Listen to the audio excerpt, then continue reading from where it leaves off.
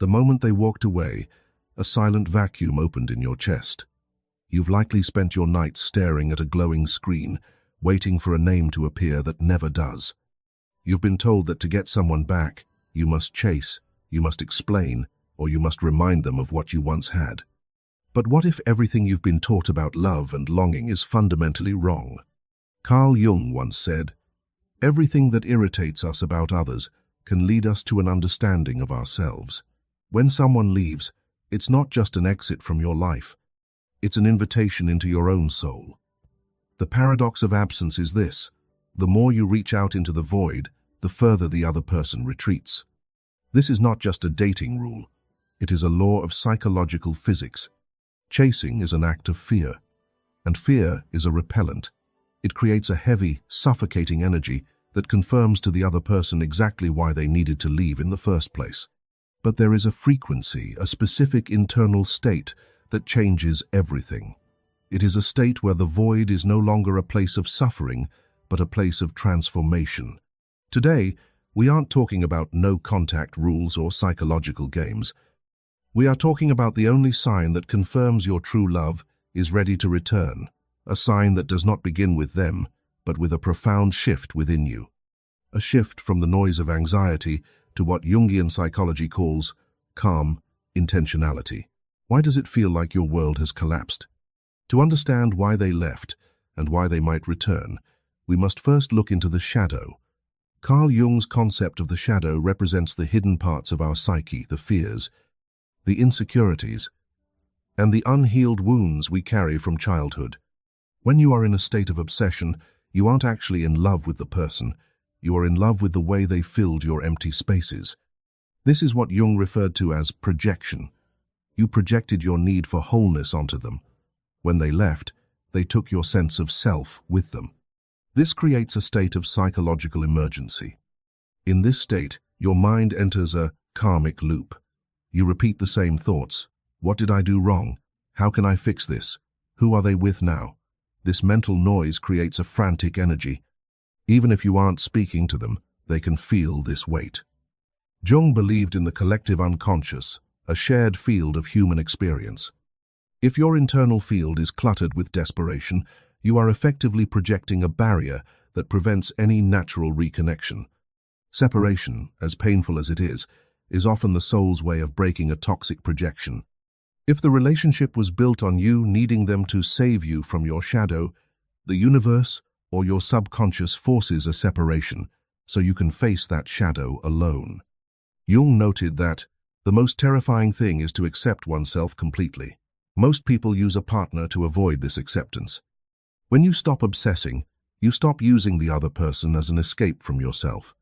You begin to integrate your shadow. You realize that your true love isn't a person who completes you, but a person who mirrors your own completeness. As long as you are in the anxious attachment phase, you are stuck in the loop. You are vibrating at the frequency of lack. And according to Jungian thought, as long as you perceive a lack, the external world will continue to reflect that emptiness back to you. To break the loop, we must move toward the turning point, the emergence of the only sign that matters. Imagine a lake. When the water is turbulent and stormy, you cannot see the bottom. You cannot see the reflection of the trees or the sky. This is the mind in anxiety. But when the wind stops, the water becomes still. This stillness is what we call calm intentionality. This is the bridge between losing someone and finding them again. Calm. Intentionality is the precise moment you stop needing the return, even though you still want it. It is a profound psychological equilibrium. Jung described this as a state where the ego relinquishes its desperate grip on the outcome and trusts the larger self. Most people mistake giving up for letting go. Giving up is filled with bitterness and resentment. Letting go, in a Jungian sense, is an act of supreme confidence. It is saying, "I am a complete being. My worth is not tied to your presence, yet my heart remains open to our shared destiny." When you reach this state, the only sign manifests. It is a feeling of calm. You no longer check their Instagram with a racing heart. You no longer analyze every past conversation for clues. Instead, you have an intentional belief that what belongs to you will find you. Jung famously said, "I am not what happened to me, I am what I choose to become." By choosing to become calm, you change the psychological environment of the relationship. In the American market, we often call this the law of assumption or manifestation, but Jung saw it as psychological alignment.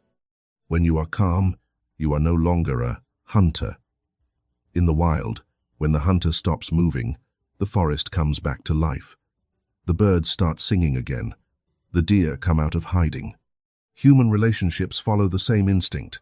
When your energy stops hunting the other person, you create a safe space for them to feel the weight of your absence and the beauty of your memory.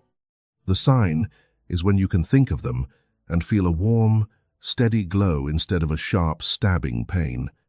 It is the realization that, when the time is right, everything will come together naturally.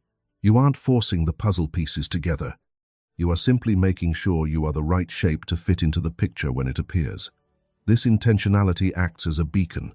It signals to the other person's subconscious that the storm has passed. The danger of your desperation is gone. It is now safe for them to return. Once you have attained this calm, something strange begins to happen. Jung called this synchronicity, the meaningful coincidence of outer and inner events. Have you ever thought of a specific song and then heard it playing in a cafe 5 minutes later? Or perhaps you see their name in the most unexpected places on a billboard, in a book, or spoken by a stranger. In the depths of the Jungian psyche, there is no separation between the in here and the out there.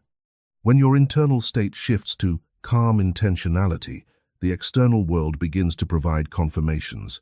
These are not signs to make you obsessive again. They are whispers from the universe that the connection is still alive in the collective unconscious. Jung believed that synchronicity happens most frequently during periods of intense psychological transformation. By healing your anxiety, you have transformed. Therefore, the universe starts talking back to you. You might dream of them, not a dream of longing, but a dream of resolution. You might find an old item of theirs in a drawer just as you were thinking about how much you've grown. But here is the catch. A true Jungian sign feels like a nod from an old friend. It brings peace, not panic. If a sign makes you want to drive to their house and scream, that is not synchronicity, that is your ego looking for an excuse to break the peace. The most powerful synchronicity is when the other person begins to experience the same nudges. Because you are no longer sending them waves of need, they start to feel the void you left behind. They start to wonder about you. They see a movie you liked. They hear a joke you would have told. Because you are calm, your image in their mind becomes untainted by the conflict of the breakup. You become a positive shadow in their life, a presence that pulls them back. This is the secret language. It is the universe's way of synchronizing two souls who have finally learned the lesson of the separation. When both people reach a state where they are ready, the coincidences become so frequent that a physical meeting becomes inevitable. We must address a hard truth. They are not coming back to the person they left. If they did, the relationship would simply fail again. They are coming back to the person you have become through the process of individuation. Individuation is Jung's term for the journey toward becoming your true, whole self. It is the process of stripping away the masks we wear and the dependencies we have on others. During your period of separation, if you have done the work, if you have faced your loneliness, integrated your shadow, and found your own inner light, you have undergone a metamorphosis. In the US culture, we value self-made, success, and independence. This applies to the soul as well. There is nothing more attractive to a former partner than seeing you individuated. When they see through social media, mutual friends, or a chance encounter that you are thriving, smiling, and truly whole without them, it creates a powerful psychological reset. They realize that the power dynamic has shifted. You are no longer the one waiting by the door. You are the one who has opened a new door. Jung explained that the meeting of two personalities is like the contact of two chemical substances. If there is any reaction, both are transformed. Your transformation forces them to transform. They see a version of you that is calm and intentional, and it challenges their own shadow. They begin to ask, why am I not that at peace? What did I lose when I walked away from that strength? The only sign that they are ready to return is often found in your own lack of surprise. When they finally text, "Hey, I've been thinking about you," or when you run into them at a bookstore, your heart doesn't jump out of your chest. You simply think, of course, the time is right. You have become the person who is worthy of a true love reunion because you no longer rely on that reunion to define your existence. You have integrated your anima and animus. You have become your own source of light. So, what is the only sign? It is this. The day you realize you would be perfectly fine if they never came back is the exact day they are most likely to return. It sounds like a cruel irony of the soul, but it is the ultimate psychological truth.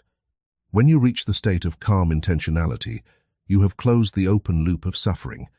You have stopped being a victim of your circumstances and started being the creator of your own inner peace.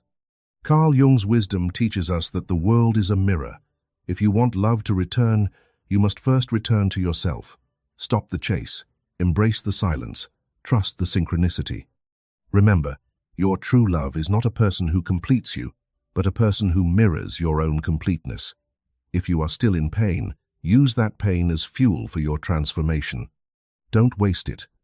Use it to become the version of yourself that is finally ready. If this deep dive into the Jungian psyche brought you a moment of clarity, please like this video and subscribe to join our community of seekers. We explore the shadows so you can find the light. For a powerful commitment to your own journey, comment below with the phrase, "I return to myself." By typing these words, you signal to your subconscious that you are reclaiming your power. Remember, when the time is right, everything comes together naturally. Your path is unfolding exactly as it should.